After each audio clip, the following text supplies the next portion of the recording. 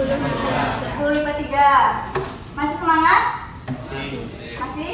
Masih fokus? Atau ada yang sudah nggak fokus nih? Ada yang udah ingin pulang atau gimana? Masih fokus? Masih bisa mendengarkan? Masih. Oke, baiklah, kalau begitu perkenalkan. Nama Ibu Suciana Fitriani, biasa dipanggil Ibu Suci. Ibu dari Universitas Negeri Padang dan Ibu asalnya dari Jambi. Ada yang ingin ditanyakan? Tidak, Bu. Gak ada. Gak ada. Oke, kita langsung saja ya ke materi. Kali ini Ibu bakal memberikan informasi cara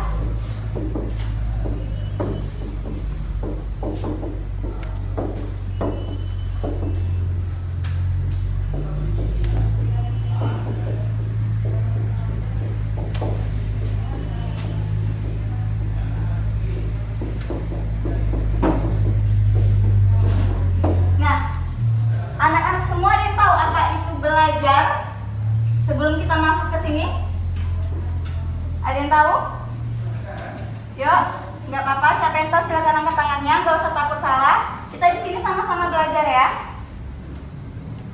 Ayo, apa itu belajar? Silakan, siapa namanya? Syalfi. Syalfi, silakan. Apa menurut Syalfi belajar itu? Belajar adalah proses menambah ilmu untuk diri sendiri, bisa dengan sekolah atau dengan melanjutkan ke kuliah. Oke, belajar adalah proses menambah ilmu. Ada lagi yang ingin menambahkan jawaban dari temannya? Silahkan. Yuk. Siapa? Menurut siapa namanya? Naswa. Menurut Naswa belajar itu apa? Proses pembelajaran. Ya, proses pembelajaran. Dimana kita bisa menuntut ilmu mau di sekolah maupun dari kegiatan kita sehari-hari. Oke, jadi menurut Naswa belajar itu adalah proses pembelajaran untuk menuntut ilmu, baik itu dari kehidupan sehari-hari maupun dari kegiatan dari sekolah maupun dari kegiatan. dari sekolah maupun dari kehidupan sehari-hari. Oke, satu lagi, Ibu mau nanya, siapa lagi nih? Mau angkat tangan atau Ibu tunjuk? Saya Bu. Siapa? Oke, silahkan. Siapa namanya? Ahmad. Ahmad. Menurut Ahmad belajar itu apa? Belajar itu adalah proses di mana kita menimba ilmu dari kita tidak pandai menjadi pandai. Oke, bagus sekali. Silakan tepuk tangan dulu untuk yang sudah memberikan jawaban yang sudah berani. Oke, jadi di sini jawaban Ahmad itu sangat mendekati ya. Jadi belajar itu adalah proses usaha sadar untuk mempelajari sesuatu yang baru, dari yang tidak tahu menjadi tahu.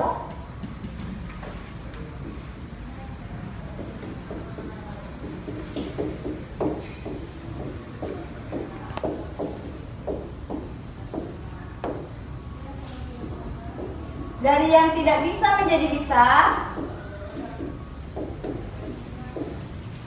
Dari yang tidak biasa menjadi biasa.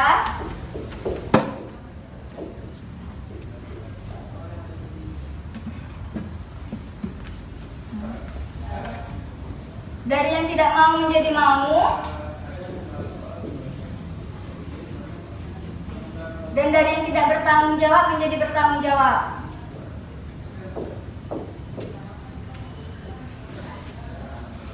Nah, sekarang apakah anak-anak semua sudah mencakup 5 dimensi ini? Siapa yang tadinya tidak tahu, sekarang sudah menjadi tahu? Apa yang anak-anak dapatkan dari belajar sebelum pelajaran BK ini tadi belajar apa? Olahraga. Nah, dari pelajaran olahraga itu apa yang anak-anak sebelumnya tidak tahu sekarang sudah menjadi tahu? Apa yang anak-anak dapatkan dari pelajaran olahraga ini tadi? Mencakup 5 ini tadi. Ayo, siapa? Apa yang anak mendapatkan tadi? Katanya tadi belajar itu proses mencari ilmu. Dari yang tidak tahu menjadi tahu, dari yang tidak pandai menjadi pandai. Ayo. Belum belajar lagi Belum belajar. Jadi tadi masih kosong. Sebelum belajar olahraga tadi? Olahraga juga. Oke, jadi nah selama udah pelajaran kemarin deh atau apa gitu, apa yang udah anak-anak tahu gitu? Misalnya pelajaran IPA, apa ini yang sebelumnya nggak tahu sekarang udah menjadi tahu? Nggak ada yang tahu, berarti belum belajar itu namanya. Ayo, Siapa yang tahu ini? Tadi pertemuan sebelumnya ketemu sama salah satu guru, Apa yang didapatkan? mendapatkan bidang studinya. Dari yang nggak bisa terus udah belajar jadi bisa gitu. Apa contohnya? Kamu kan udah belajar ya nak, berarti kan udah ada dapat ilmu. Nah, terus apa ilmunya yang kalian dapatkan? Ayo, Salah satu belajarnya apa? salah satu contohnya Ya, salah satu namanya belajarnya. Biologi, Bu. biologi. Oke. Apa? Pembelajaran gendong. Pembelajaran kingdom. Dulu nggak tahu kingdom itu apa. Pembagiannya, Bu. Apa? Pembagian. Pembagiannya. Sekarang udah tahu. Ya. Contohnya kingdom, phylum. Udah belajar itu? Kelas, ordo? Udah belajar? Belum? Udah. Berarti udah tahu. Ya. Jadi proses belajarnya udah salah satu aspek ini udah tercapai ya? Sudah. Udah, oke. Nah, teman-teman yang lain gimana ini? Masa cuma satu temannya aja yang belajar?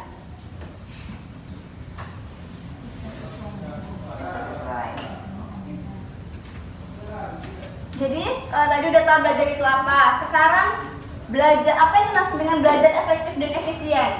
Sebelum itu apa yang ada yang tahu efektif itu apa? Penggunaan waktu secara penggunaan waktu secara singkat mungkin dengan hasil yang memuaskan.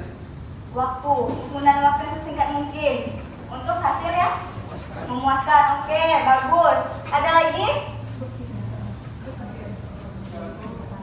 Benar.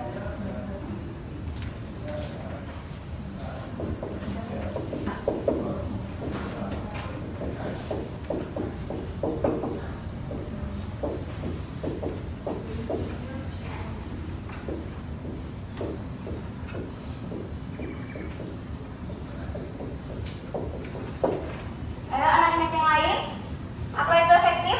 Tepat sasaran. Apa? Tepat sasaran. Tepat sasaran.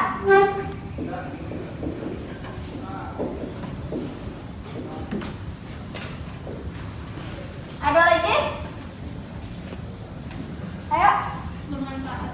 bermanfaat. Iya.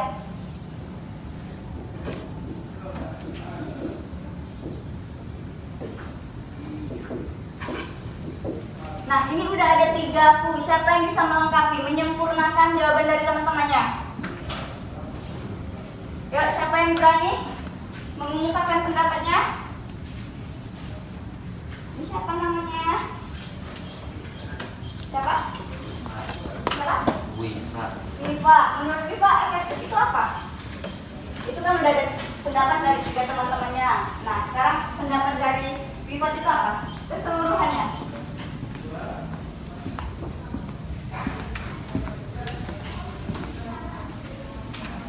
Ayo, ada yang bisa bantu temennya, Wifat? Ada? Mau maju di mana? Di sini. Coba.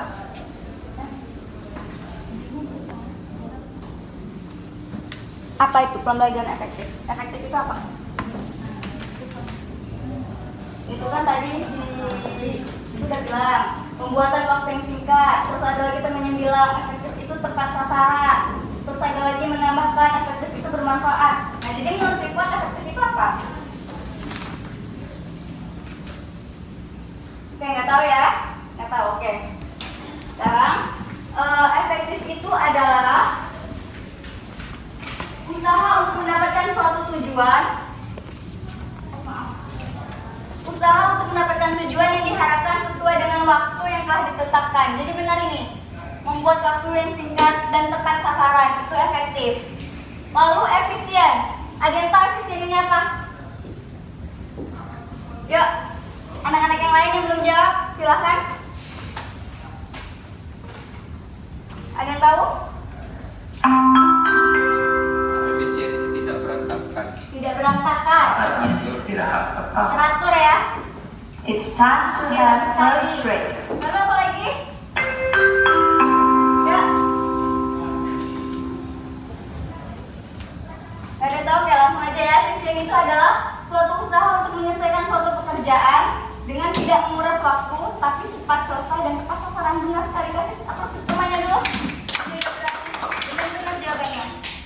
Jadi secara keseluruhan cara belajar efektif dan efisien itu apa?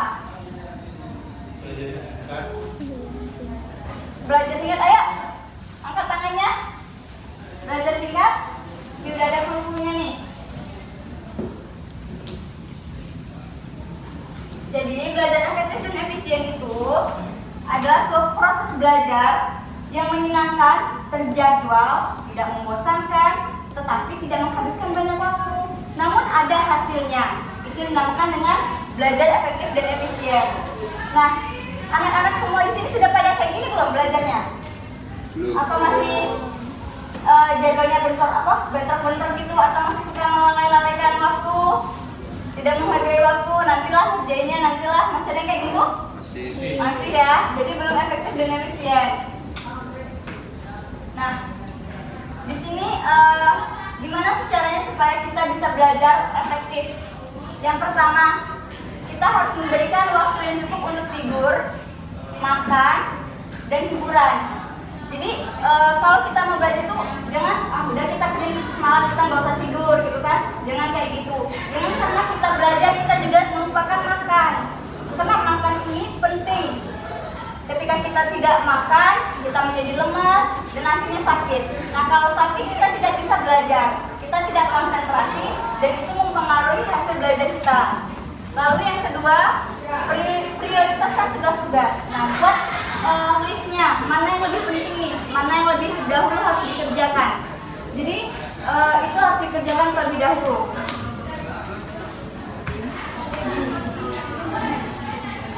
Oke, jadi dari pelajaran cara belajar efektif dan efisien ini siapa yang bisa menyimpulkan? Sebelum ibu tutup dan ibu akhiri, siapa yang bisa menyimpulkannya? Ayo.